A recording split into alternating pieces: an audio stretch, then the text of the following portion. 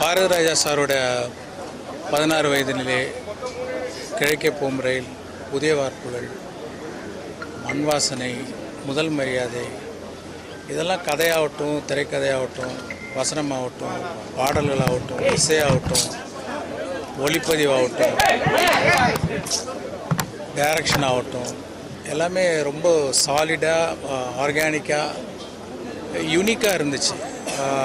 அதுக்கப்புறம் அந்த மாதிரி படங்கள்லாம் வந்து இப்போ வரல. வேறு டைரக்டர்கள் வந்து சிறப்பான படங்கள்லாம் கொடுத்துருக்குறாங்க. ஆனால் பாரதி ராஜா சாரோடது வந்து ஒரு தனி முத்திரை. முதல் மரியாதையெல்லாம் என்னை பொறுத்த வரைக்கும் உலக சினிமான்னு சொல்லுவேன். நிறைய படங்கள் வரும், அந்தந்த காலகட்டத்தில் வெற்றி அடையும், ரசிப்போம், மறந்துடுவோம். ஆனால் பாரதி ராஜா சார் வந்து காலந்தாண்டி நிற்கிற படங்கள்.